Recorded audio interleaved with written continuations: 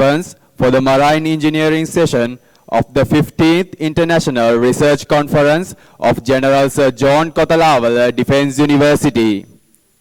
Now, you are here with us for the Marine Engineering session based on the theme of confronting challenges and uncovering solutions in marine engineering as advancements in science, technology, and innovation.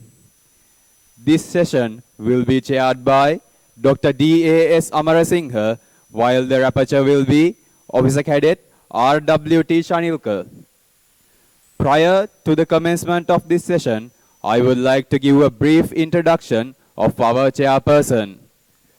Dr. D.A.S. Amarasinghe is a senior academic from Department of Material Sciences and Engineering, University of Moratuwa, and completed his doctoral studies at City University of New York, USA in 2009 in the field of physical chemistry.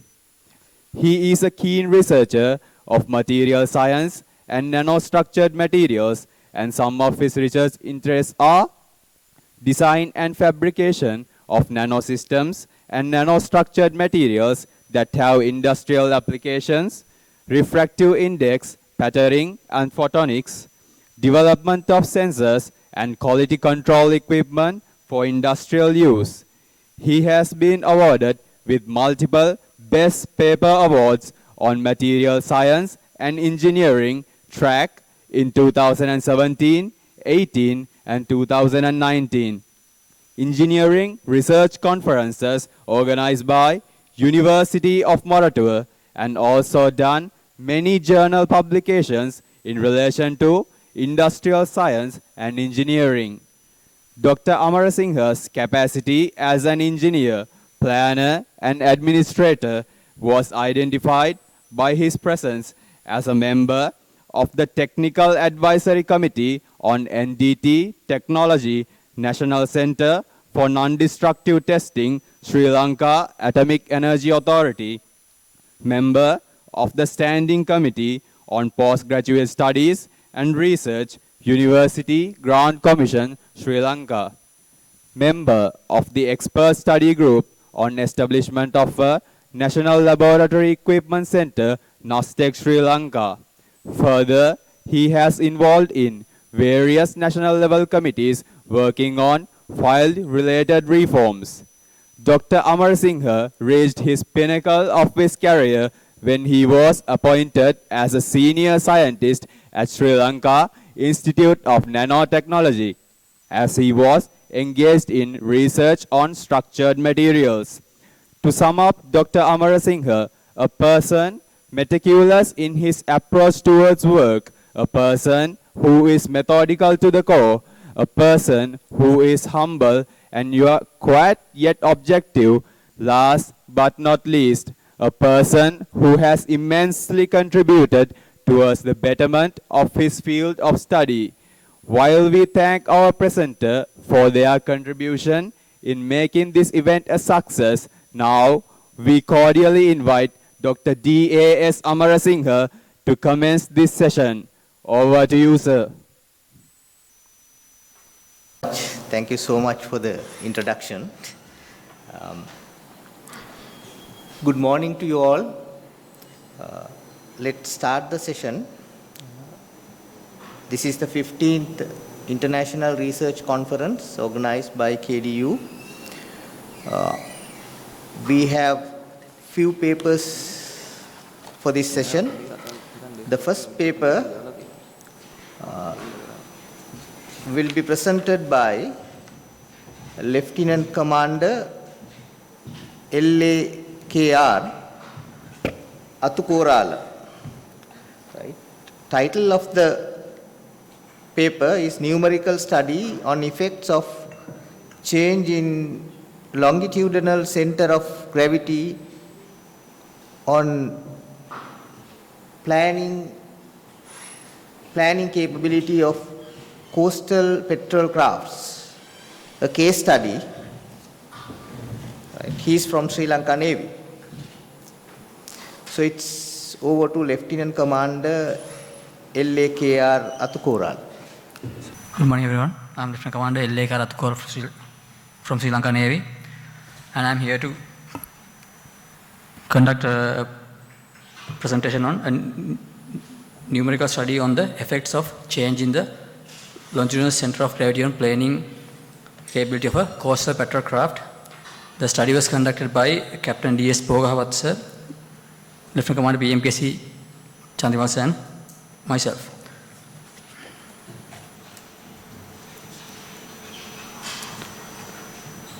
First of all, let's take a look at how a planing craft is operating at higher speed ranges. You can see that the hull is mostly above water at this speed, and this happens due to the planing of the craft. Okay, let's move back to the presentation. Can you please turn it off? Thank you very much. Okay, before moving forward, I would like to provide a brief definition on the term planing. So normally the weight of a craft is normally supported by the buoyancy force, and at zero speeds the ship or craft is in equilibrium, right? And at lower speeds the ship or craft weight is normally supported by the buoyancy force, and at higher speeds it is supported by hydrodynamics forces. So if the main component of that lift is hydrodynamic, we call that a planing craft. Okay, in this scenario, the entire body of the hull performs like a lifting surface, and it generates a lift force against its weight as the boat speed increases. As the boat achieves this planing capability, its bare hull resistance decreases because of the draft reduction, and its interaction with the water particles decrease. So because of that, friction resistance is going to decrease. So at higher speeds, planing capability is very important for a craft to achieve its optimal speeds.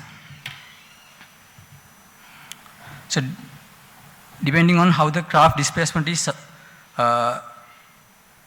supported, the operating mode of the craft is divided into three categories. Firstly, we have displacement craft, where the craft weight is mostly supported by the buoyancy force. And secondly, we have the planing crafts, where the craft weight is most supported by the hydrodynamic forces. And in between phase is the semi-displacement or semi-planing hulls. So you can see here a flat plate where if a flat plate is subjected to planing, we have the following forces acting on this plate.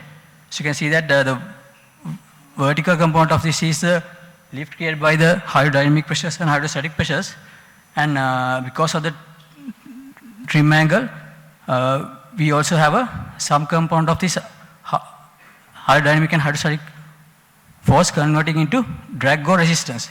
So in order to support the weight of the craft, the lift has to be equal to the weight, and the engine power has to be equal to the ship resistance in this case.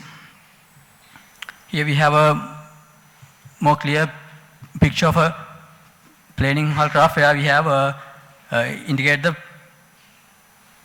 pressure forces, friction forces, and thrust forces acting on the craft.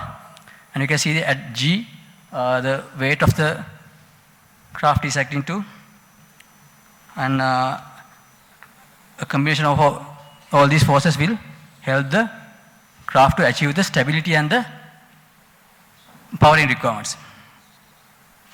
let's talk about the trim. Normally, trim occurs due to the need for the boat to be in equilibrium. So we know that at lower speeds, the ships, the two main forces acting on the ship or craft are weight and the buoyancy force. If a ship or craft be in equilibrium, that weight and buoyancy force has to be equal, and at the same time, the line of action of these two forces has to be in line. So the underwater hull shape is going to be changed accordingly, and is going to trim so that these two forces are going to be in line with each other, so the craft or ship is going to be in equilibrium. Here is said that the LCG, or the longitudinal center of gravity, is depending on the way we load the craft, and the LCB, or longitudinal center of buoyancy, is dependent on the shape of the hull, shape of the underwater hull shape. So based on that, the KB and the LCG and LCB has to be in line with each other, so the craft is in equilibrium. Okay, accordingly, when the craft is in planing mode, we saw that in addition to this weight and the buoyancy force, there are other forces as well, but still the craft is trying to reach the equilibrium, and it is going to automatically attain a trim angle, cancelling out all moments. So we have zero moments acting on the hull. So if you have an unexpected initial trim which is high, we won't be able to achieve the planing behavior which I showed you guys in the initial video, right? So if that is not happening, our craft can't achieve the required speed at the optimal engine power.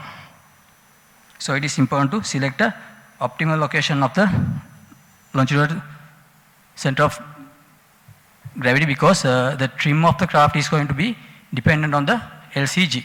I'm going to call the longitudinal center of gravity as LCG because that's the abbreviation we normally use it in the naval architecture field. Right, so the research objectives of our research as on the slide, to estimate the total weight of the craft, to compare craft resistance for different LCG locations, to compare the dynamic weighted surface area for different LCG locations, to compare the effective power demand for different LCG versions, to compare dynamic trim angle for different LCG portions, to compare the planing capabilities for different LCG portions. So this is a craft we designed. You can see that on the slide you can see the main particulars of the craft, the length overall, beam overall, full load displacements, and maximum cruising speeds, and the hull material we used. So these are the main particulars we used in our design. When we our first input of the design process was the objectives obtained from the Sri Lankan Navy. The operations department of Sri Lanka Navy came up with the objectives for the class. So depending on those objectives, we came up with this hull shape. So we used a discarded aluminum hull of a French Doracraft as a plug to develop the CPC mold, and from there onwards we came up with a hull shape, and we had to ensure that our LCG is at a location where our hydrostatic stability, ship structural strength, and GA plan are all optimally optimized. So we develop our graphs indicated in the objectives to select the most optimal location of the LCG. So we included 5 different LCG locations to fully complete this study, and we initially estimated an LCG location, and from there onwards we selected 3 more locations at the forward part of the graph and 1 at aft location. So we compared these numbers and we selected the most optimal location for the LCG of our craft. So on completion of the hull mold, our principal dimensions we obtained from the mold, we came up with a ship lines plan, and we with that lines plan we came up with a ship 3D hull, and we used that to analyze the ship stability, ship powering requirements, ship resistance, and other main factors affecting the ship's stability and performance. You can see on the next slide the 3D hull shape we developed. This is a body plan of the CPC, and our next step was a weight estimation, because along with the LCG we had to consider about the craft weight as well, and for that we use a ratio based equation to come up with the each component weights, and with the summation of that weights we came up with the total displacement of the hull. And with the use of the GA plan we came up with the vertical transverse and longitudinal centers of gravity, and we used we mainly used Excel spreadsheet for that, and we finalized the displacement VCG, LCG, and TCG for our craft.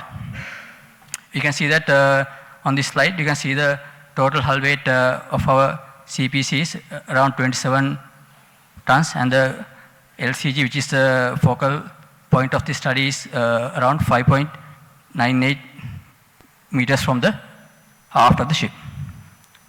As I said earlier, we selected 5 LCG values. As I said, we initially estimated our first point to be 5.98 meters from the aft, and we selected 3 more LCG locations in the forward part of the boat from that point onwards. So we selected 5.6 meters from 5.4 meters from the stern, 5.6 meters, 5.8 meters, and finally we used 6.15 meters from stern to complete the study. You can see that the increased LCG is good. So in essence, if the LCG is moving forward, it is optimal for higher speed ranges, but if the LCG is moving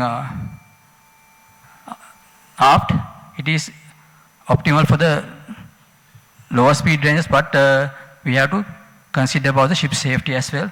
We'll come to that point later. You can see this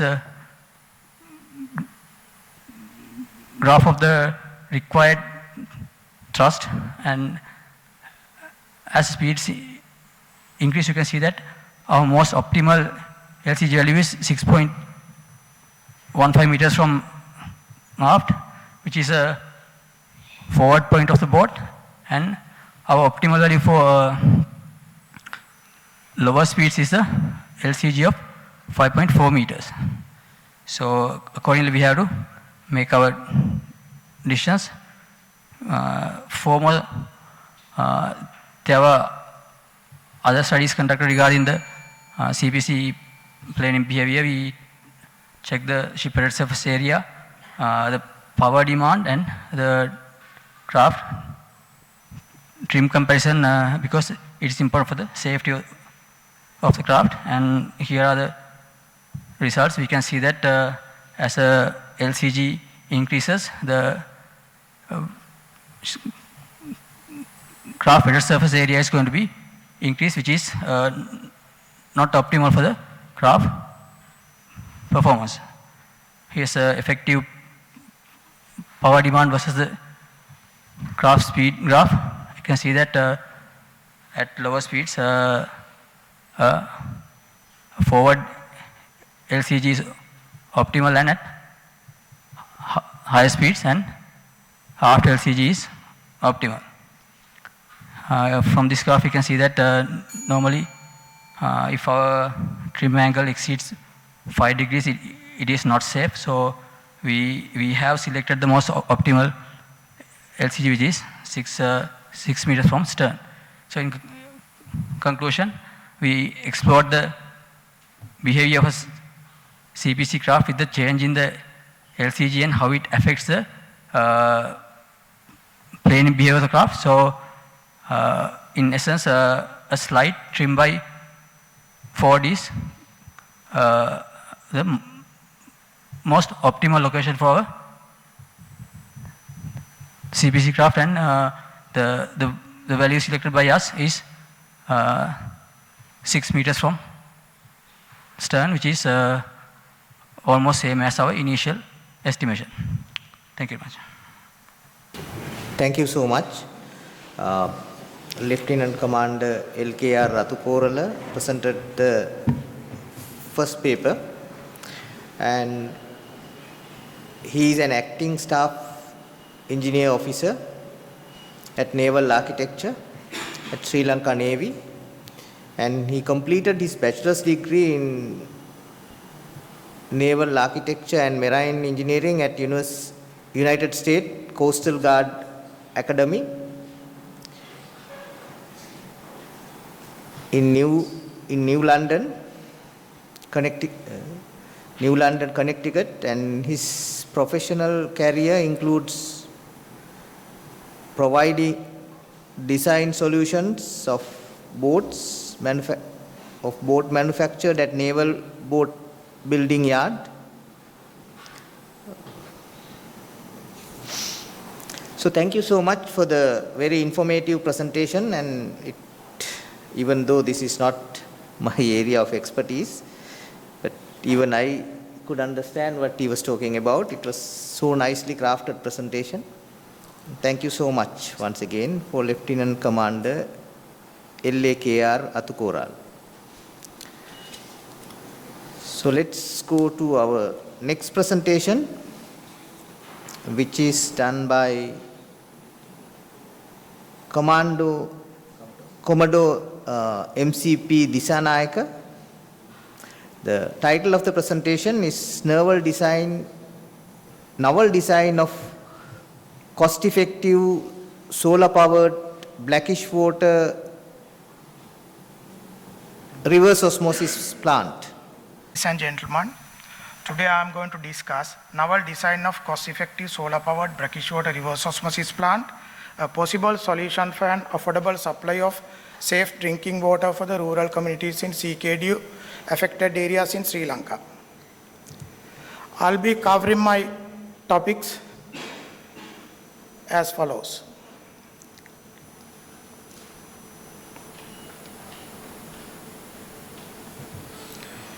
Global water crisis.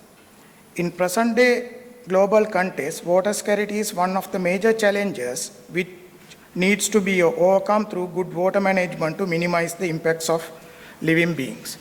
In this map, you can understand we are running out of water. Physical water scarcity indicates in red in 2025. The economic water scarcity indicates yellow. Little or no water scarcity indicates blue. White patches are not yet estimated. With that, you can understand, you keep this in your mind, we are running out of water. What is CKDu, or chronic kidney disease of unknown etiology? It's a complex form of disease that disables your kidney function. You remember this word. You better drink safe drinking water. Otherwise, you will be having more troubles in future. In Sri Lankan map, there is a red patch that is most vulnerable locations for the CKDu in Sri Lanka. Starting from the Madavachiya, Kapitigollava, Padaviya, Rambava, Horopatana, Kahatagasdigiliya, Madirigiriya, Dimbulana, Hinguragoda. They are the most vulnerable locations for the CKDu. Right side of this slide, you can see a patient. If anybody gets CKDu, you are out. He will not be able to work further. Totally, you will disable your family.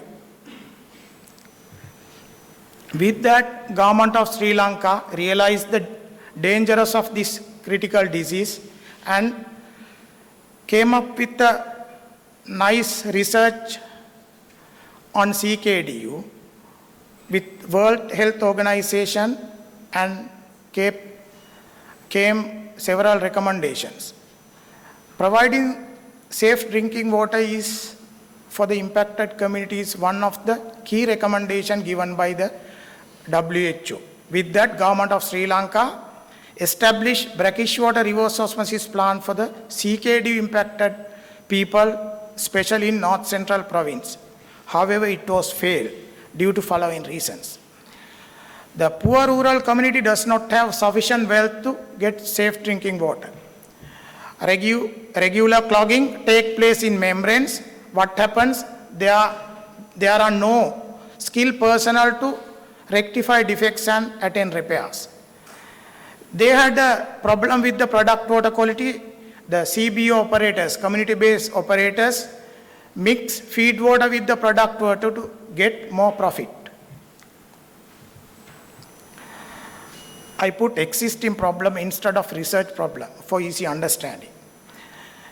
Existing BWRO plant operation is energy intense process and leading to GHG emission, greenhouse gas emission. Low recovery ratio and release untreated rejected water to the atmosphere is a key problem here. Regular membrane clogging is harming continuous supplying of safe drinking water. No skilled personnel to rectify defects and attend repairs. My aim is to develop efficient BWRO plant for the CKDu impacted communities with following. A multi-stage high-pressure centrifugal pump. I'll be explaining what it is. Efficient membrane arrangement, reduce manufacturing cost, produce more number of units to get safe drinking water for the CKDu impacted families, integrated with the solar system, enhance the recovery ratio, improve the membrane lifetime, minimize GHG emission. My methodology, selecting implementation area, feed water characterization, analysis specification of high pressure pump, membrane configuration, powering and recovery ratio, implementation. I decided the capacity of my plant, that is 10 tons per day, 10,000 liters per day plant. I selected most vulnerable locations in Sri Lanka for the CKDu. Those are Vavuniya Iratte Pandukabe, SLNS Pandukabe, Sri Lanka Naval ship Pandukabe, that is belongs to Punava village. Madavachiya town, Maitripala Senanayake Central College, Dutuava village and Kadavatrembeva. Before I getting into this design, I studied about the available brackish water reverse osmosis plants which were imported from India. You can read this table in 3 columns: location, TDS level, that is total dissolved solids, and membrane, the maximum operating pressures of the application. I selected 5 locations: SLNS Pandukabe, Tammanna, Siksha, Gajaba and Bhuvaneka. All 5 locations belongs to the North Central province. You can see here the TDS level went up to maximum 823. The operating pressures maximum 12 bar. I will explain. This is function of conventional brackish water reverse osmosis plant. Starting from the raw water goes to the feed water tank. Then the feed water will be pressurized by the feed pump. The feed pump is centrifugal pump which can be pressurized up to 3 to 4 bar. Then pressurized water goes to the multimedia filter. Multimedia filter generally comprises sand filter and carbon filter. Then the pre-treated water goes to the cartridge filter. In Sri Lankan context, we used to have 10 micron or 20 micron filter availability of market. Then the pre-treated water goes to the high pressure pump. In this conventional application, we used to have positive displacement pump for the high pressure pump. Then pressurized water goes up to 25 bar maximum. Then we can pressure the water and send it to the RO membranes. In Sri Lankan context, we used to have the membranes in parallel manner. Then pressurized water purified by the membranes, you can take it out product water from one end, other end the water flows towards the atmosphere. It is harming. Basically it is contaminating the groundwater. Then there is a separate cycle called cleaning in place. It's a separate cycle. While we are using this application for a while, what happens? The membranes are getting clogged up. Then we have to backwash and clean it and reuse it. For that, we made that cleaning in place. This is my design. It's almost same to the conventional design, except one thing, that is mixture. That is the most important part I introduce for my design.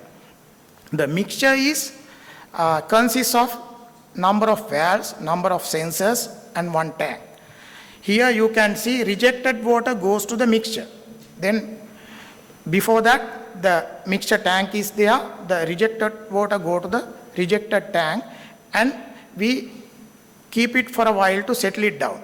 Then what happens? Using my sensors, I can detect composition of minerals, how much is available within the untreated water. Then with that I sense conductivity, TDS, hardness, magnesium level, calcium level, and we can make use this untreated water into the feed water and mix up, we can reuse it. Why we are heading towards to this application? I will explain. This is the linear economy and circular economy. In this slide, I am trying to convey this message to you. In present day global context, everybody is focusing towards the Millennium Sustainable Goals.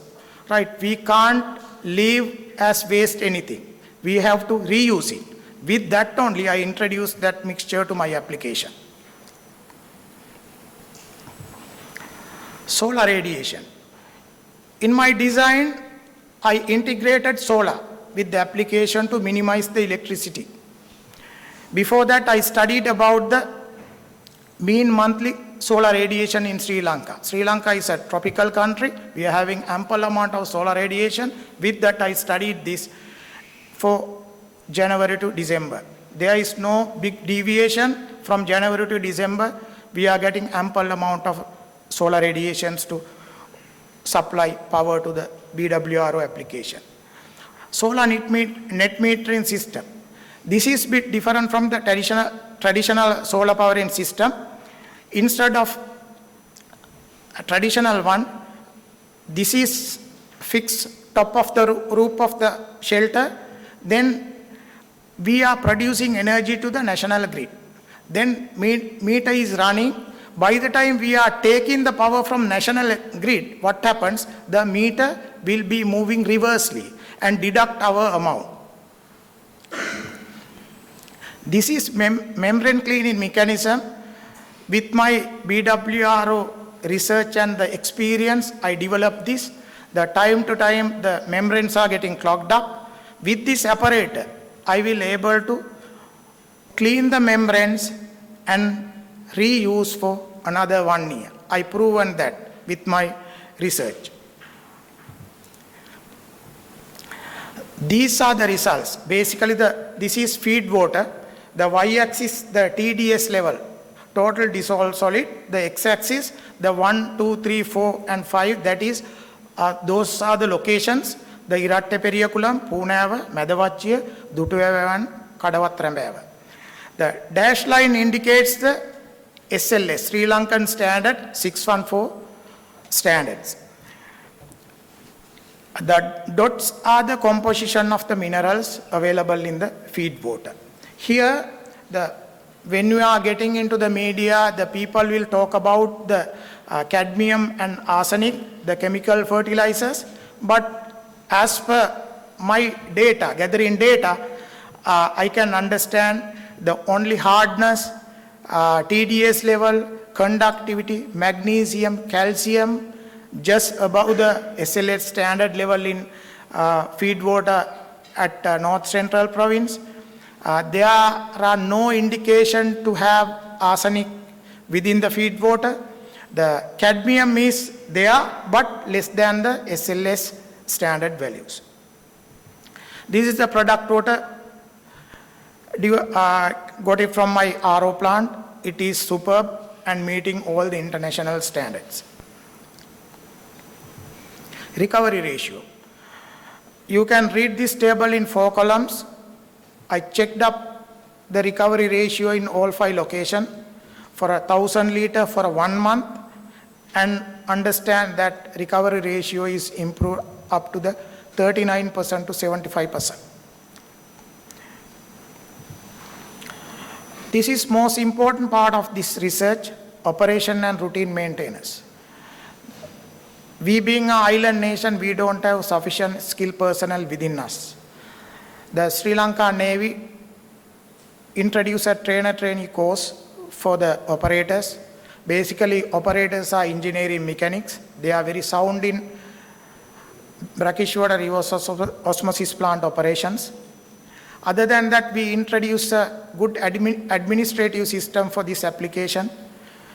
Every month, the operator is getting number of running hours, consumption pattern, chemical utilization, and all other parameters, operating parameters, and send it to Naval headquarters.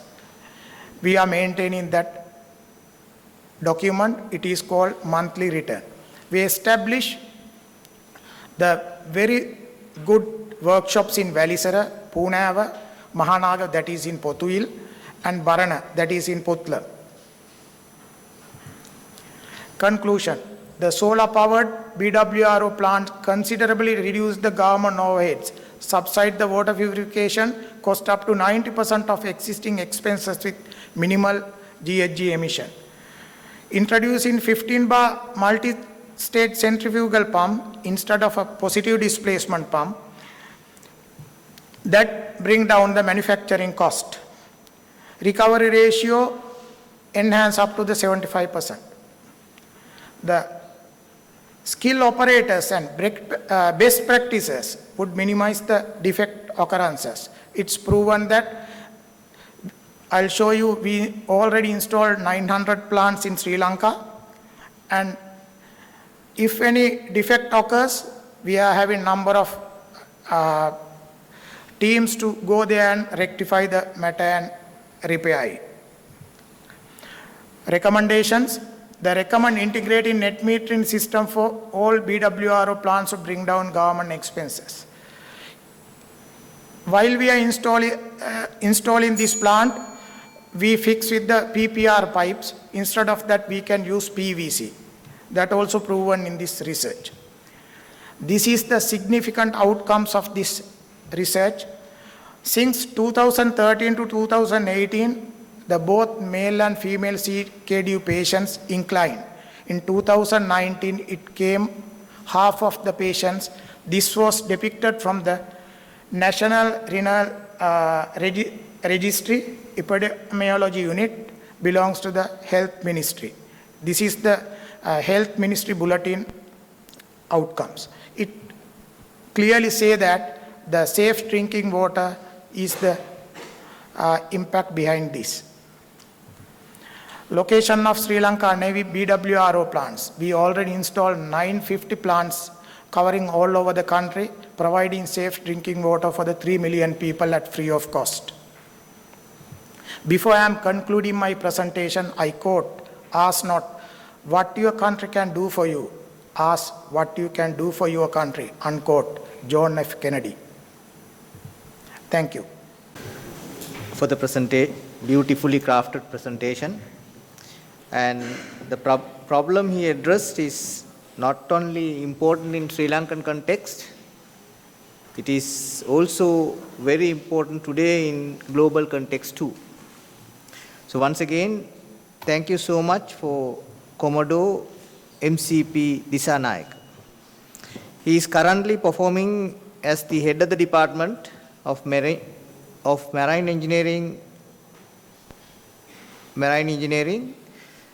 and he has published papers, and he is a holder of many patents.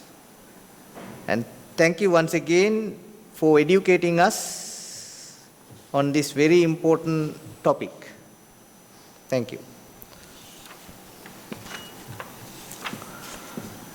We can now move into the third presentation, which is design and development of an autonomous underwater vehicle, AUV. The presentation is done by Lieutenant Commander RDMHM Ariyarathne. It's over to you. Good morning to you all. The topic of my study is design and development of an autonomous underwater vehicle, AUV, for recurrent data collection and shallow water exploration. This study was done by Commodore MCP Dissanayake sir, Lieutenant Commander NVL Silva sir, and myself.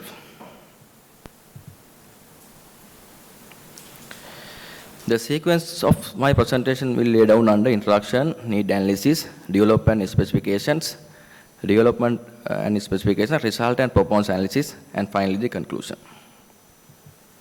The introduction. The autonomous underwater vehicle is an emerging trend in the modern maritime scenario. Though there are various developed designs, researchers are keen on developing more maneuverable, stable, and endurance structures with improved capabilities. Autonomous underwater vehicle, AUV, and remotely operated underwater vehicles, ROV, are two different kinds of unmanned underwater robotic applications. Introduction. Generally, ROV is operated from the surface through the wired connection and restricted its maneuverability. However, AUV is a bit different from the ROV, and when it assigns a task, it collects data and comes back to the original position with high maneuverability and using narrow complex pathways.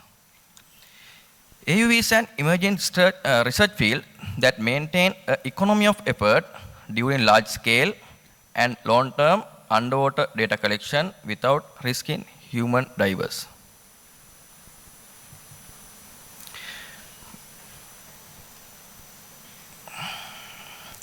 Based on utilization, AUVs can be divided into two major categories: deep water operated and shallow water operated. The purpose of the AUV design and developing our study are to utilize for recurrent data collection and to use for shallow water exploration operations.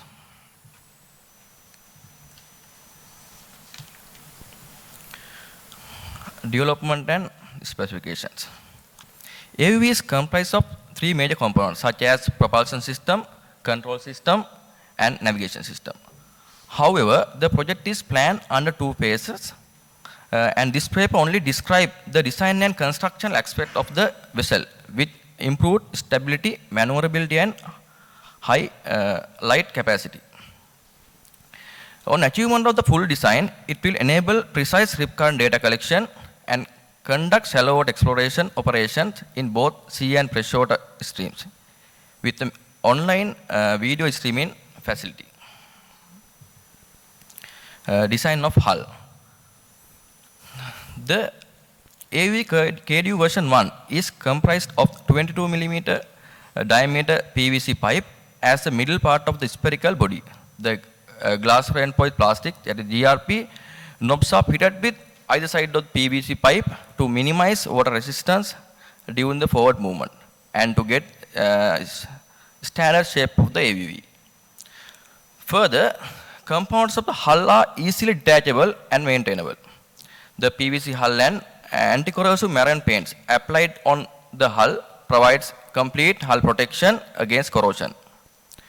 Watertight integrity and dryness inside the hull are of paramount importance of AUV operation, which is achieved by simple mechanical fastening. Propulsion. A 3-blade propeller is fitted with an electrically driven motor to propel the vessel. The propulsion mechanism is positioned in a way to minimize noise interference with the other electronic components of the propeller to hull interaction. Therefore, avoid unwanted impacts on the hydrodynamics of the AUV. With this propulsion system, the speed of the vessel can be varied by wireless remote controller, overriding the function of the conventional AUVs and optimize its capacities in rough sea condition. Stability and submerging. The AUV designed for the rip current data collection and shallow water exploration should be able to dive deep in order to change the submerged depth. Such capability can be achieved by ballasting or thrusters. However, AUKDU version 1 is designed and developed to partially submerge on the water surface, as the main objective of this development phase of the project is to improve the maneuverability of the vessel. Accordingly, the volume of the vessel remains constant, which provides space to install equipment for rip current data acquisition system and further improvements which enhance diving capabilities and maneuverability. The design does not use ballasting or thrusters to dive the vessel. A constant weight of 50 kilograms maintains fixed draft from the beginning of the operation, and it is enough to meet the focus requirement in our study. Further, the vessel is designed with 4 static hull stabilizers at the midship of the hull and the tail of the vessel, which adds extra stability to the vessel, achieving natural equilibrium conditions even in extreme wave conditions. The constructed vessel was tested at KDU swimming pool, KDU lake, and the sea under varying wave conditions to ensure safe operation in both sea and freshwater conditions. Rudders. The input maneuverability is one of the main concerns in the development of KDU AU version 1. With identified loopholes, the previous designs. This is designed with 2 GRP made spade type rudders, which are capable to generate adequate lift to maneuver the vessel even against strong wave conditions. These rudders are operated with linear actuators and capable of change its course as per the given command by the rudder control system, which is installed inside the AUV. Powering. AUV is powered by 12-watt sealed batteries. There are 3 major sections to be powered by the batteries, such as propulsion, control system, and high intensity light. Therefore, the batteries are parallelly connected and current flow between batteries is avoided using protective devices. More importantly, components and essential equipment are selected to draw minimum power to enhance the endurance in order to complete the focused mission easily. Lighting. In our design is equipped with 12-volt waterproof light to provide illumination required for the shallow water operations. For the version 1, we have used basic light considering the cost benefit, and it is installed at the forward underwater surface of the vessel with fixed mounting.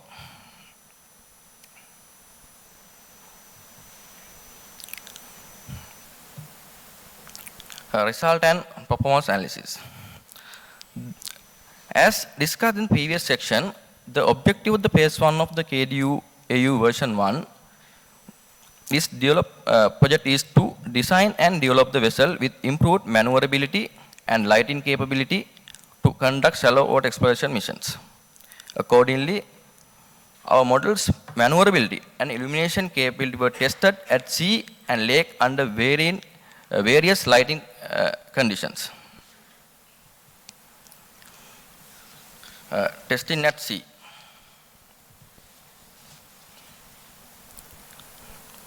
The model was tested for its performance at the Colombo Harbour in daylight and night light. During testing, predefined performance parameters of the model were tested with the assistance of the diver. During testing, the model was operated at various locations at the harbour with different wave conditions. Subsequently, the following average data was recorded. The average speed recorded was 2 knots and 2.2 knots in daylight and light night respectively. Turning circles radius was 3 meters in both cases, and the speed drop during the turning is negligible. As per the recorded data, it was visible the underwater area up to 12 meters in daylight, and the night light it was recorded as 8 meters. Endurance of the both cases was 5 hours, and max remote operation distance was 50 meters.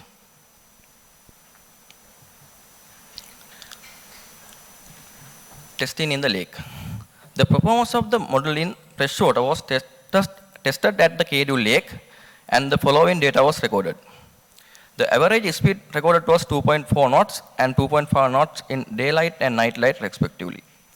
Turning cycle radius was 3 meters in same as previous case, and speed drop during the turning is negligible. As per the recorded data, it was clearly visible the underwater area up to 8 meters in both conditions. Endurance of the both cases was 5 hours, and max remote operation distance was 50 meters. The recorded data reveals that the developed model is capable to provide adequate lighting to the video recording during the shallow water exploration. Further, it is maneuverable enough to conduct such operations in minimized water currents. Finally, the conclusion. AUV is an emerging trend in underwater research. AUVs are utilized for numerous ocean-based applications. Thus, the need for AUVs with improved capability is demanding. The model designed and developed during this study is the successful outcome of the first phase of the AUV project, which is intended to use for rip current data collection and shallow water operations. The developed model is a redesign of the existing AUV model with new modification to improve identified loopholes. The PVC hull structures of the model eliminates corrosion damages experienced when using steel hull. And further, the powerful maneuvering capability eliminates drag due to water current, which is a common issue in AUVs.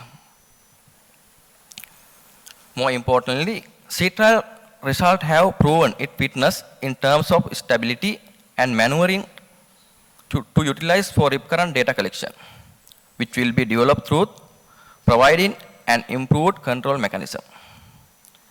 Further, test results have proven the best result of the illumination capability in order to utilize for shallow water exploration, and thus our model will be further developed by introducing a modern online video streaming facility during next developing stage. Thank you. Lieutenant Commander Ariyarathne, he is serving as a faculty member at the Faculty of Engineering at KDU. Once again, thank you so much for sharing this important information and shedding light on this very timely technology that has not very well developed in this region of the world though. So thank you very much for your presentation once again.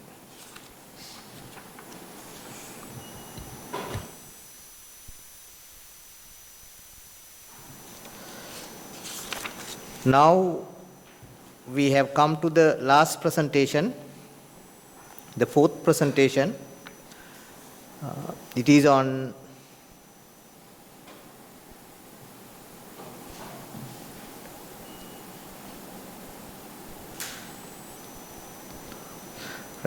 it is on indigenously designed addressable bile alarm system for naval vessels. The presentation is done by Lieutenant Commander M. Karunanayake. It's over to Commander Karunanayake. Ladies and gentlemen, good morning. The authors presented at the screen are going to propose the research on indigenously designed addressable bilge alarm system for naval vessels. The contents of the presentation are as flashed in the screen.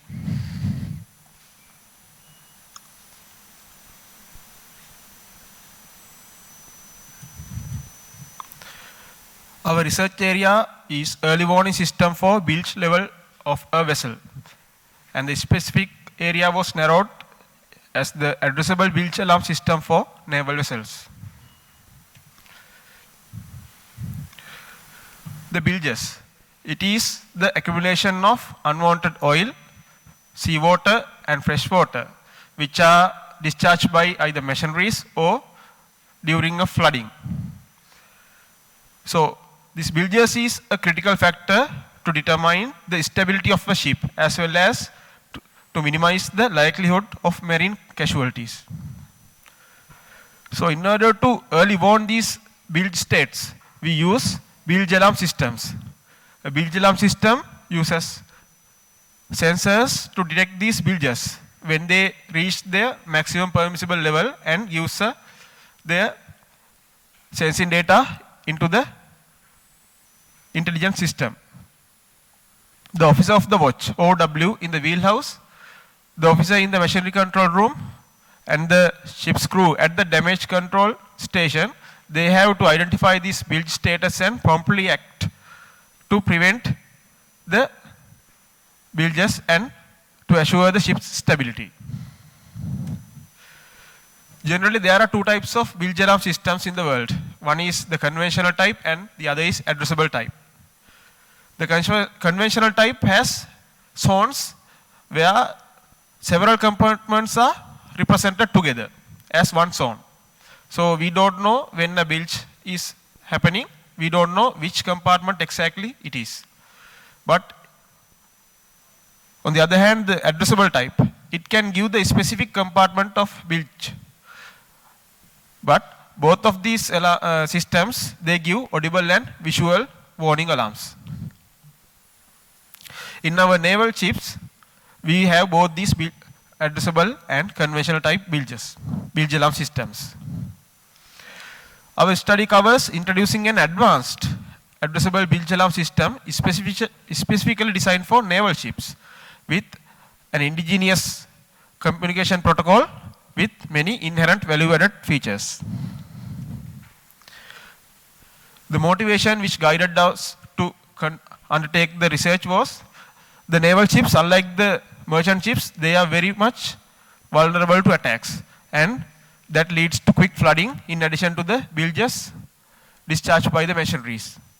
So immediate action is needed to assure the stability of the ship while fighting with the enemy. So we need accurate data, that means whether there is bilge or not. If it will give a false alarm, that will reduce the fighting capacity. And if it is not giving accurate data, then the ship will lose its stability. So more accurate and reliable system is required for early warning of the flooding location in minimal time.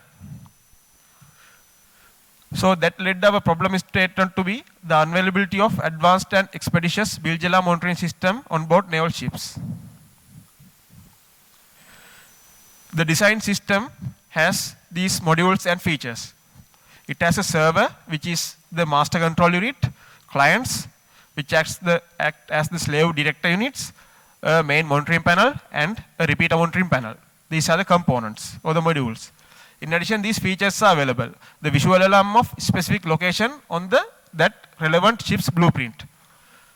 An audible alarm will be sounded or announced given the specific build location through the ship's main broadcast system. So up to now we don't have such type of facility in our ships, and it uses an indigenous communication protocol. Also, we have provided auxiliary relay contacts for automatic pump operation, and in addition, user-friendly simulation facilities also provided with the system. The functional block diagram of the system. The bottom part, we have the floater switches for each bilge compartment. Each floater will connect to the client device. So it will be a digital input to the client, and all the clients will connect to the server through a RS485 serial bus. The server will connect to the microprocessor, which will display the specific build locations on the graphical user interface while giving an audible announce through the ship's public address system. In addition, we have provided another repeater along with a display through Ethernet communication. This is the server layout. Main thing is the microcontroller and the RS485 module for communication, auxiliary relay contacts, and terminal bar for connections, and all these are powered through the power circuit. So we have designed a PCB, our own PCB for this monitoring panel. The client or the slave device. The number of clients can be extended up to maximum 31 numbers as per the RS485 protocol. We have provided these dedicated floater switches for each client that detect the bilge high or low status. In addition, we have provided a test button to simulate the system for testing purpose. This is the client PCB we have designed.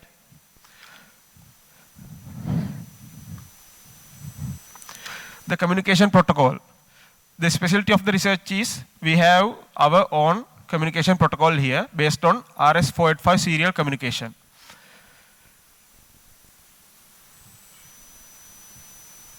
So each client is given a unique ID. So unique ID with both software address and a physical address. For the physical address, for easy identification visually, we have provided DIP switches. And the software address is already embedded inside the program.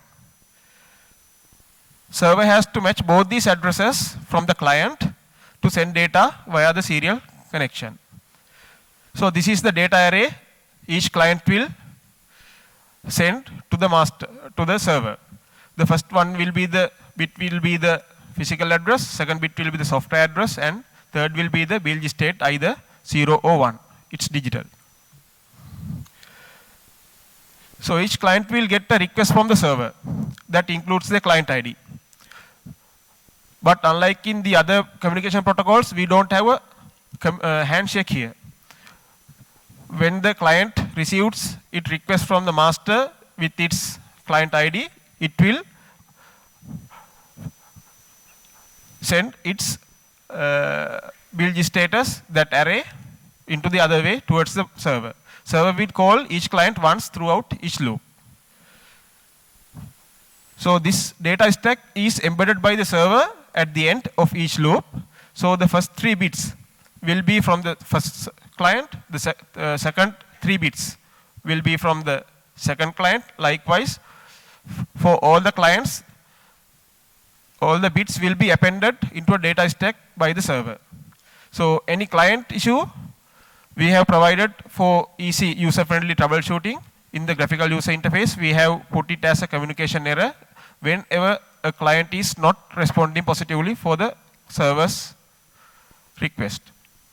A Raspberry Pi CPU has been used for the appending this data array in serial fashion proportional to the number of clients. The graphical user interface has been designed for this both main and the repeater monitoring panels. The repeater monitoring panels, as I mentioned earlier, it is connected with the main monitoring panel using Ethernet. Both will simultaneously locate the precise bilge location on the relevant ship's blueprint.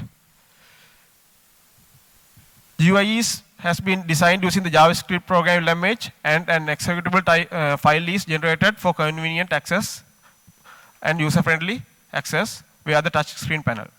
Server client and main repeater panel communication status are also provided on the screens for easy user-friendly troubleshooting and identification. This is the graphical user interface we have designed. It is specific for SLNS Sagara. So for each and every ship, it's specific. The relevant blueprint has to be obtained, and on that we are going to plot these bilge locations. So this red color shows the bilge level high, while this green shows its normal state. This is the main monitoring panel we have designed. It includes the server PCB and the display unit.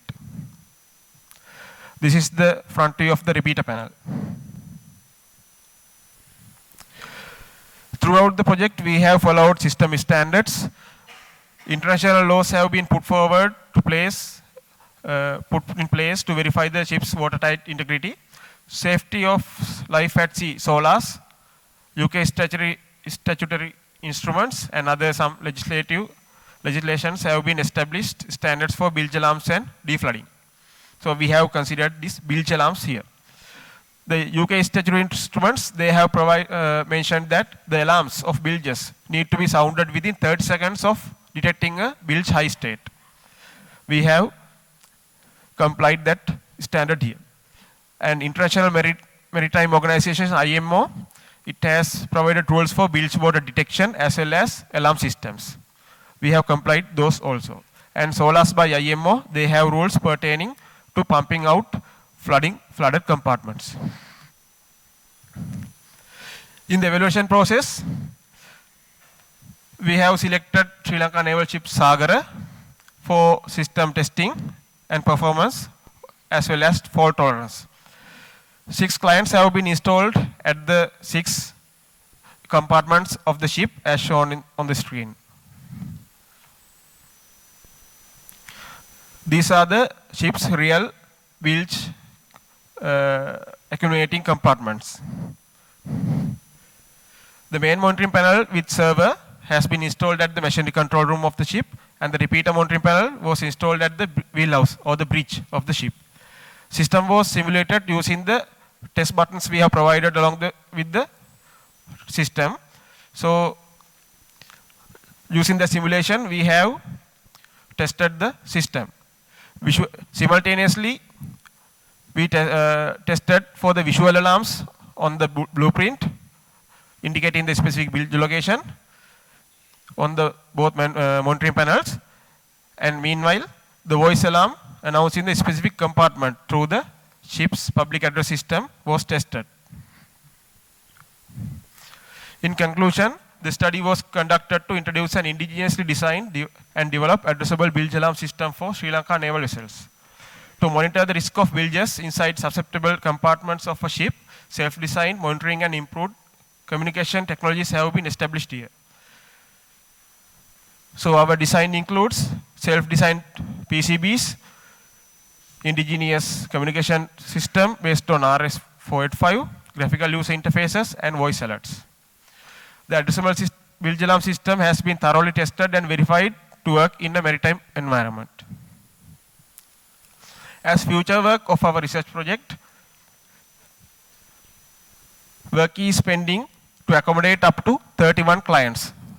Still we have tested for 6 clients. As per RS-485 protocol, it can go up to 31 clients, the module we have used here. In addition, we have used the bilge high-low status using the floater switches. But we can detect these bilges in an intelligent manner using fuzzy logic. Fuzzy reasoning is coming under artificial intelligence. So considering the bilge high status detected by the floater switches, in addition to that, we can consider about the location of the compartment, draft of that compartment, kinds of machinery available to verify the discharge rate of bilges, as well as the rolling angle of the speed, rolling rate of the speed, likewise so many other parameters which are actually affecting the bilges. So these can be addressed using fuzzy reasoning as a future work. These are the references we came through in doing our research. And the authors would like to acknowledge the contribution guidance given by the officials of the Naval Dockyard Trincomalee. Thank you. Commander M. Karunanayake. He is a bachelor degree holder, first class. And thank you for sharing this important information with us. Now it has come to the last part of the program. Now the papers are open for discussion.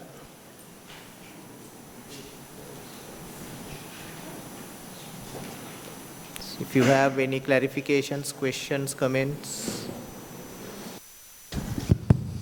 Yeah, a good day. So it is very impressive, all the presentations. You know, I can figure out that all are like academics, I would say, being academic.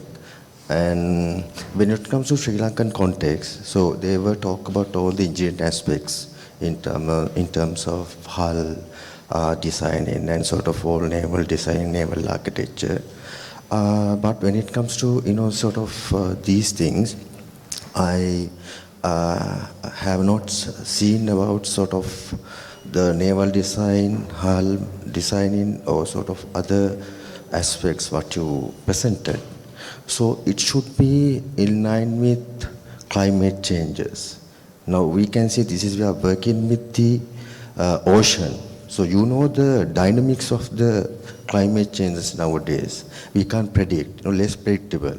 Even in government, I am representing, but as a consultant for fisheries of Minister of Fisheries, even we have NERD and we have so-called all the NAGDA, whatever other sort of related institute, I would say.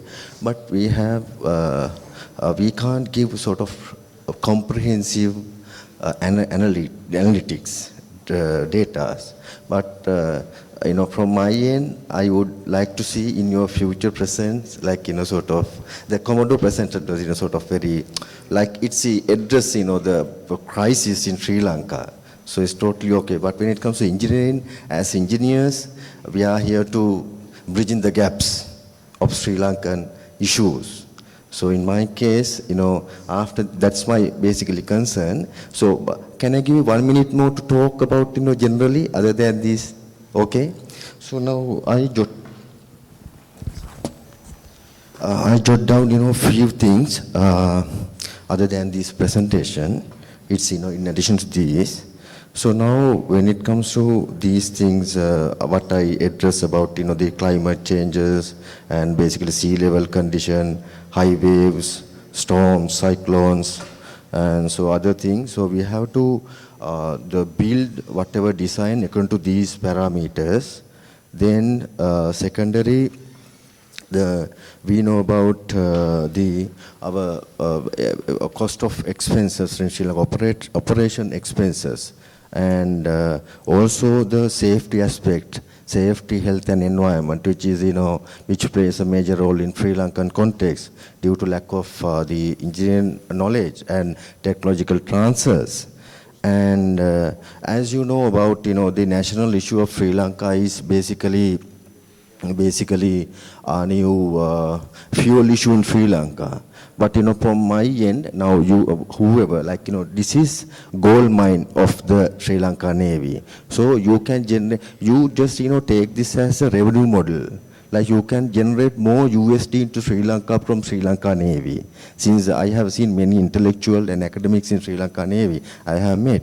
So I sort of, you know, give sort of requests and advices, like also sort of, you know, I can bridge all the universities in Netherlands and all for your enhance your knowledge in terms of revenue generation for Sri Lanka. Sri Lanka, basically now we have economic crisis.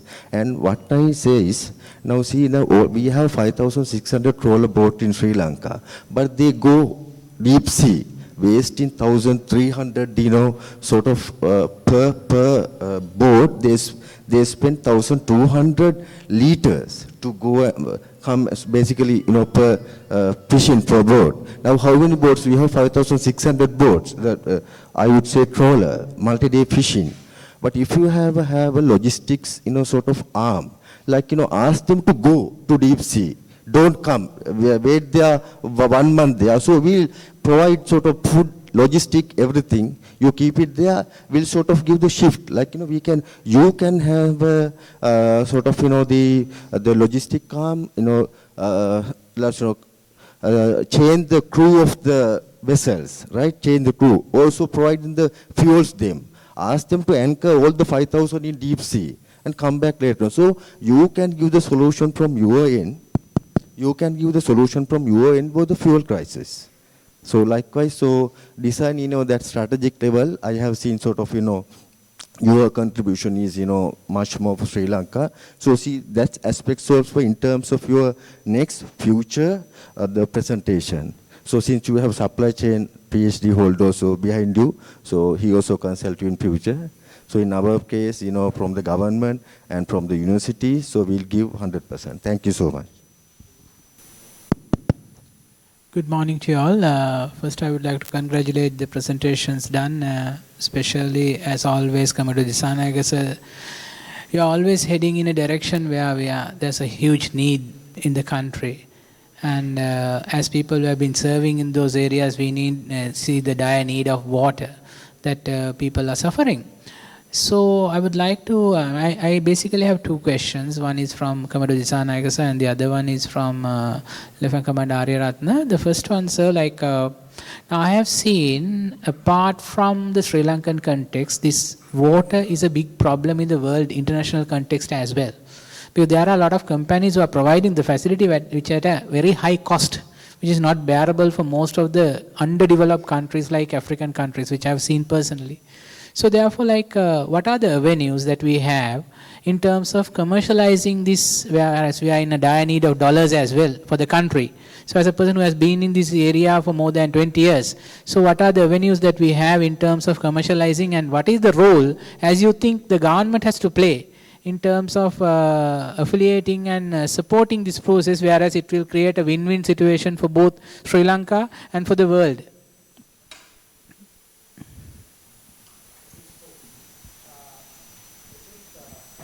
What we can do, the government can only support us. We have to go this venture private partnership, as per my understanding. They can support us to get down, especially membranes and the high pressure pumps, right? And filters, and there is another research going on to enhance the pre-treatment, that is sand, carbon and micron filter. Instead of that, I am trying to incorporate the clay pebbles filter. The clay belongs to us, right? And 14 types of soils are available in Sri Lanka. The last 3 days, there is a test going on to find out how suitable in Buttala soil for this. Buttala is the most economical and the suitable soil for the clay pebbles. I am trying on that. If it gets successful, of course, this will become a dollar generating revenue for Sri Lanka. Otherwise, we are having skilled personnel, and our labor cost is bit lower than compared to other countries. We can basically fix it up the plants here and send it to Africa. Actually, we discussed this matter 1 week back also, and it is possible. Basically, I am writing that project report right now. I need your support to do this. Basically, I am doing all alone. there are good researchers are in KDU itself doing research on water. Madam is also expert in water. Basically, we have to get together, right? Then only we can come up with a good solution and dollar generating revenue for Sri Lanka. It is possible. Because I think this would be a avenue for us to look into in future, because whereas rather than begging from the countries around the world, what we can sell to the others. And the second question, like being a past product of this faculty, I really am happy to see that tangible research is coming out of the faculty, whereas you have created AUV, which is something we can touch and feel rather than which is confining into papers. So in that I have one query, like once you are looking at these AUVs, as per my understanding, I have very limited knowledge on nautical operations. So what is the submergibility, and how do you accommodate the submergibility into this vessel without having ballast tanks?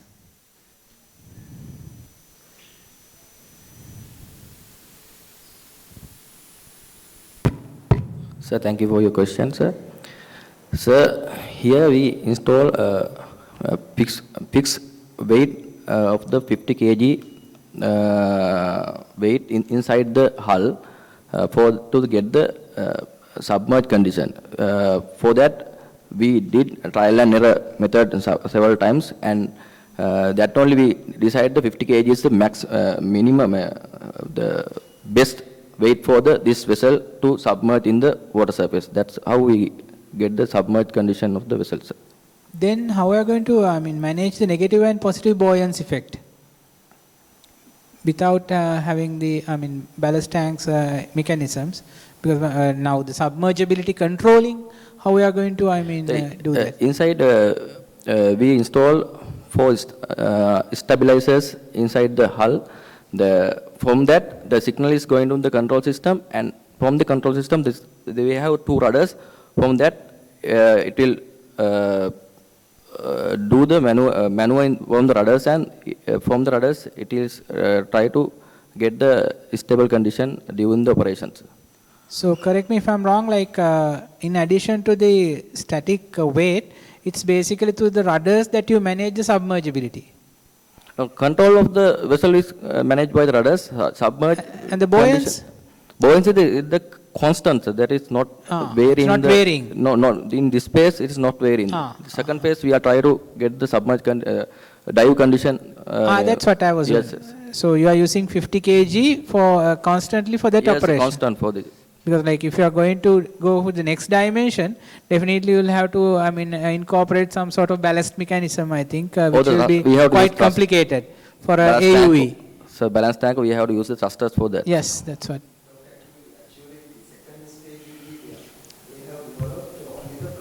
Yes. Tosit, adding to this, basically this is KDU version 1. We fix with one weight, and basically we were trying to get the communication. What will be the maximum distance for the communication, right? Basically the version will be the ballasting and deballasting system will be incorporated, and today actually I know about the Karunanayaka. I will get support from him to improve the controls. Then we will definitely we can come up with a good outcome. That's exactly what I was going to propose, sir. Like if you can merge these 2 researchers, yes, then in future it will be a highly effective research, because one thing I think you should have focused in here, because I know with UAV operations, like people ask most of the time, why do we go for this, whereas there are some advanced systems? Of course there are, but in military we know it's not affordable. Yeah. Like if you are to get one UAV to Sri Lanka, it will cost like the price of 2-3 aircraft which we have. So therefore, in your case also, the main advantage we have is the cost, I think. Because if you have to get a system from Israel or somewhere, it will cost you money of a vessel. So therefore, if you can have these systems, I think, that's really, really, valuable. And initiating this, I really congratulate and appreciate. Thank you. All the presenters today. So those are really nice presentations. Actually, I have a couple of questions. one going to Commodore Dissanayake. So coming to the RO systems, like I know that that's really helpful to, especially thinking of the developing countries, and as he said very well, especially for the African regions, because we are suffering with the sanitation and water scarcity issues a lot.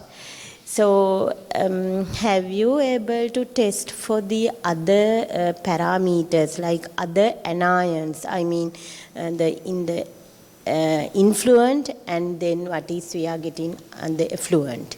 So in your, because since this is we are targeting CKDu issue, like Actually, there is a research going on. The next IRC, the outcome will be coming. that, right? okay. Right? Yeah. And I'll tell you, in this particular plant also, we are having drawbacks. Yeah. It is not 100%. Cyanobacterial contamination is taking place. In flow meters, you can see algae, right? Now we are addressing for that. Automatically outcome will be coming next IRC. Wherever I go, I will deliver this. Yeah. So that will give for the research community, that will be a definitely good news to see, and with all these outcomes. Yeah. The other thing is it the flow configuration? Is it cross flow or dead flow configuration? I mean, what is the flow configuration, or are you that doing the research with both of these configurations in the future, or any plans on that? Yes, it is possible, and basically first we have to fix with the high pressure pump, whether we are going for the positive displacement or centrifugal multi-stage centrifugal pump. Still I am studying, because if I select for a positive displacement pump, automatically cost factor will shoot up. If I go for the multi-stage centrifugal pump, if feed is bad, what happens? You can't sustain, right? Automatically the pressure will be calmed down. Yeah. There are so many aspects to Things be to do, considered yeah, while you are what- handling this. It's like a baby, it's very critical, right? I'm studying on that. Basically, I need your help. You are expert on that field. I need Madam's help to come up with a good outcome. Yeah, definitely. Yeah, we can work together. Yeah. For sure. Thank you, Commodore Dissanayake. The other one is for Lieutenant Commander Athukorala, and I'm not sure that Lieutenant Commander Ariyarathne also may give a, like, it's totally that I'm a specialist in water and environmental and hydraulics, right? So totally out from marine. But thinking of the stability, like hydrostatic forces are most important, right? So LCG is referring to the line of center of gravity, right? So LCG in your presentation, that is Longitudinal center of gravity. Yeah, longitudinal center of gravity. Like coming to the floating and the stability, like we have, it can be stable or neutrally stable or unstable. Then that's depend on the center of buoyancy and the center of gravity. So have you measured those things, especially the center of buoyancy and the indifferent, it's like with its motion? Yes, ma'am. Thank you for the question, ma'am. In essence, in this presentation, we were talking about the LCG and its effects on the ship performance, ma'am. The transverse, I think you are talking about the transverse stability, where are the heights of the... I mean stability, like it can be when G is above B, it is stable. When G Yes, is that in part is called coincide the... to B. Yes, ma'am. That part is called the transverse stability of the ship or craft, ma'am, because in that part we are talking about the KB, KG and the GM. So GM is that the center to the meta center, GM. center Yeah, of gravity. So that's right. Yeah. in that case, we are talking about the vertical components of the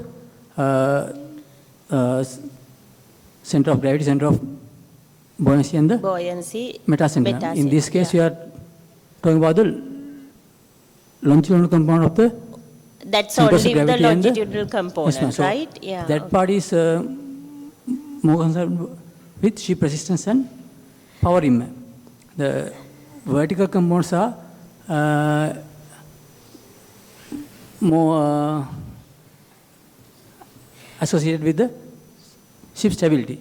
The LCG is also part of ship stability, but that is only for ship trimming, and in most cases we don't see ship stability failing with trimming, ma'am. If you take a ship, the capsizes normally occur with heeling and external heeling moments. If you have a ship like this, it can't fail by trimming, ma'am. So the location of the longitudinal center of gravity can't really affect the ship stability when we consider the point of failure. We have to consider about the transverse component where the heights of centers of gravity, buoyancy and ship meta center comes into play. But here That's a you difference. have measured only, then No, we have conducted the transverse part separately, ma'am. It's just not in this not present. tournament. Okay, okay. That's what my worry That part was, is also like, covered, but it's yeah. not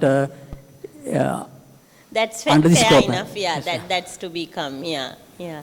Thank you. Thank you, And I ma'am. wish you all the best to do more research and come up with more publications and maybe really helpful to the society in different ways. Thank you. you, I ma'am. wish you all the best. CKDu-affected. So my first question goes to Lieutenant Commander Athukorala. I think in your presentation you mentioned about 5 different LCG positions, considering like 5.98, 6.15, something like that. So for a numerical study, I think it gives perfect results.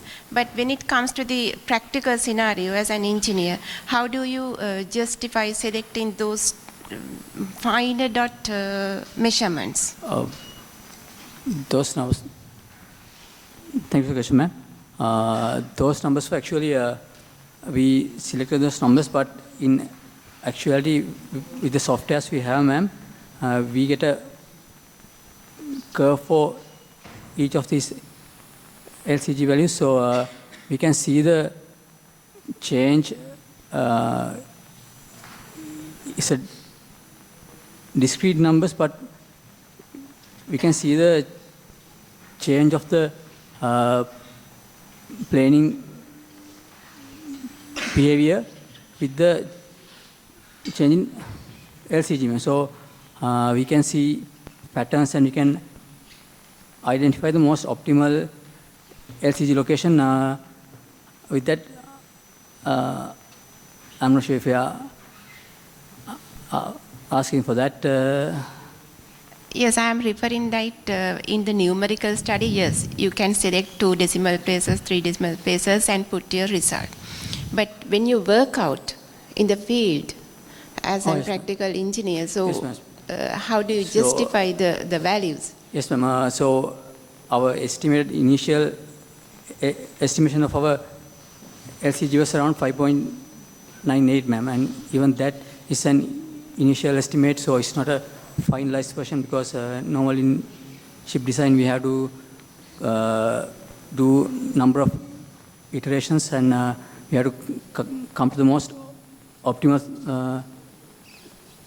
solution. But at the same time, even with the optimal, the most optimal solution for a ship during its operation itself, the LCG values they all change because of the consumption of fuel, fresh water, and changing the crew and loading. So we are trying to figure out a most optimal range rather than a certain number, ma'am. So we can have a certain allowance up to 5-10%, ma'am. So in this field, we don't really shoot for that exact number. We are trying to get a certain range, except for the transverse center of gravity, which we Actually, the transverse part is a different story. Yes, ma'am.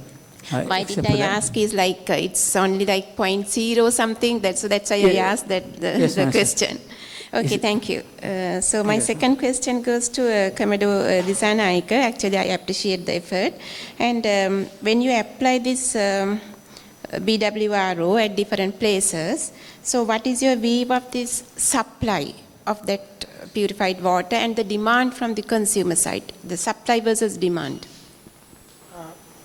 Basically, madam, after analyzing the water resource, generally, general public come up with the grievances, we don't have safe drinking water.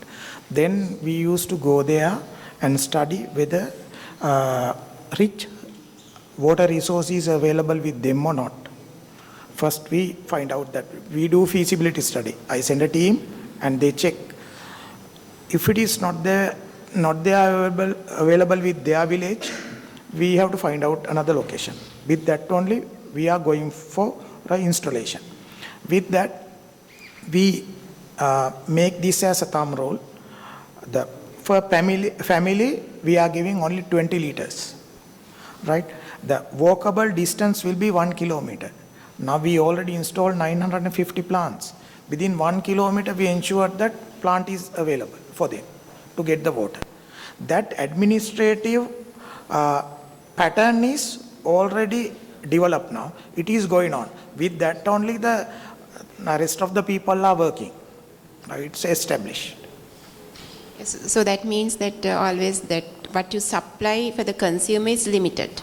Yes, 20 liters limited. per day. Okay. Because every village, we are having 14,002 Grama Seva Niladhari division in Sri Lanka. Most of the time, per village, more than 250 to 450 families. With that, we calculate. If the families are less, we go for the 5 tons per day plant. If the families are more, we are going for a 10 tons per day plant. Sometimes we have gone for 15 tons per day plant for the villages, those who are having 750 families. It depends, madam. Thank you, Commodore. So my third question goes to Lieutenant Commander Ariyarathne. So actually appreciated your effort again. So this is a CKDu product. And you explained about the testing at both places, like 2 environments. So 2 environments, to me, those 2 are kind of different. So how do you compare this, the harbor or the sea or the saline water and the fresh water? Thank you for your question, madam. The condition, when you talk about the condition in the lake, it is a calm, quiet environment and less wind power, and the specific gravity of the medium is less. Then actually the speed of the vessel will be more. And when you go to the sea, the scenario is totally different, and it is sea condition different time and place to place, and wind power is there. And when we come to the sea, it is very difficult to maintain the maneuverability in the sea with the sea current and the wind resistance and the waves. That's why we took 2 places and 2 scenarios to check the our model to get the proof of the model with in terms of maneuverability and the lighting. Then when you control the lighting, the CKDu lake is what is somewhat dirty. It means not clear. It comes to the sea. When you go to the somewhere far from the land, the visibility of the water will be high. That is also we checked during this project. Now regarding this illumination, I think, is it the way that you expressed, like you mentioned about 5 meters and then 8 meters? That is the distance we can visible by using the our light. That is the the distance we can see by using the light. Yes, at the lake, what it is? It was 8 meters. 8 meters, but at the sea, in sea it is visible up to 5. 12. In daylight it is up to 12 meters. No, and night time. Night time it is less. I think 5 meters. 5 meters. Okay. Thank you. So good morning, sir. I'm Officer Cadet CDR Madhuwanta from Intech 37. So my question goes under the AUV presentation. So my question is, during the presentation, sir mentioned the spade type rudders used for the design. So what are the reasons for use this design use this rudder type for the design, sir? Thank you for your question. When we talk about the rudders, there are 3 types basically: balanced, unbalanced, and semi-balanced. The spade type rudders basically it connect the rudder post connect to the top of the rudders only. It not go through the rudder. Another thing is spade type rudders are balanced rudders, where the rudder is to connect to the 40% of the distance from the forward side of the rudder, and other 60% come to the aft side of the rudder from the rudder post. It means the rudder post is connected to the rudder where the center of gravity is inline, somewhere around that area. Then what will happen? The torque required to turn the rudder is less. It's ultimately come to the we need less power requirement to turn the rudder. That's why we use the spade type rudders. Basically, we consider use the balanced rudder for this design, because we are using battery power for the vessel. If you use other type rudders, we have to put more power to the turn rudder. In this model design, we have to use less power. Then we have more endurance in the design. Thank you, sir.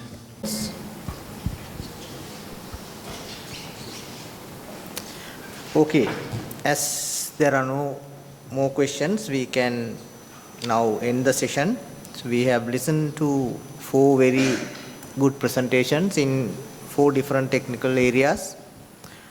And it is very important to have events like this, because doing research in laboratories are important, but it is more important to display them. So that will only, once you showcase your research, that will inspire a lot of young minds. Last few months in Sri Lanka, we were hearing about a lot of negative things. So we didn't see many positives during last few months. But now, of course, by organizing events like this, at least we can now feel that there is a light at the end of the tunnel.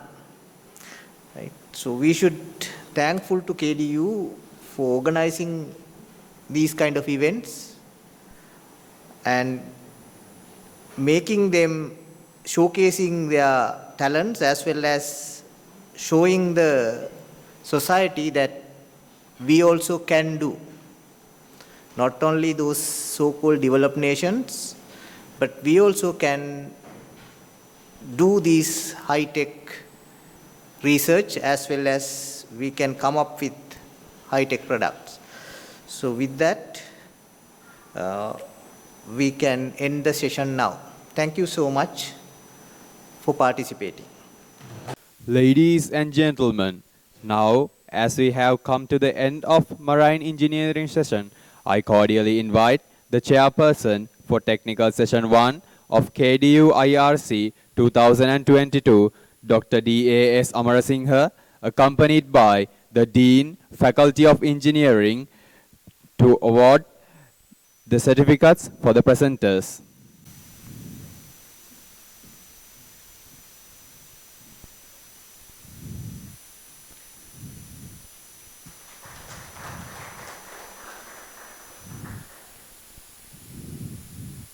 Lieutenant Commander LAKR Athukorala,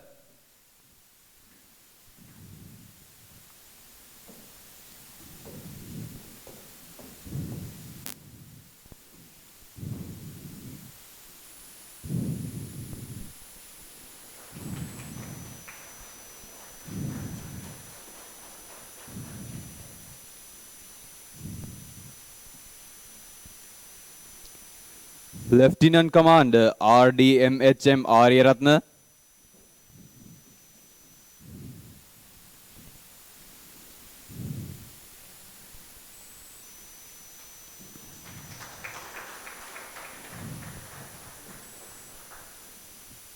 Lieutenant Commander KMCM Karunanayake.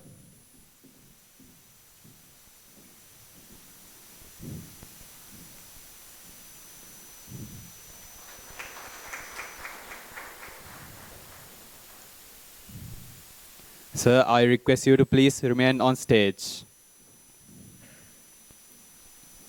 Further, I cordially invite the Dean, Faculty of Engineering, retired Captain S.U. Dampage, to award a certificate and a memento to our Chairperson, Dr. D.A.S. Amarasinghe.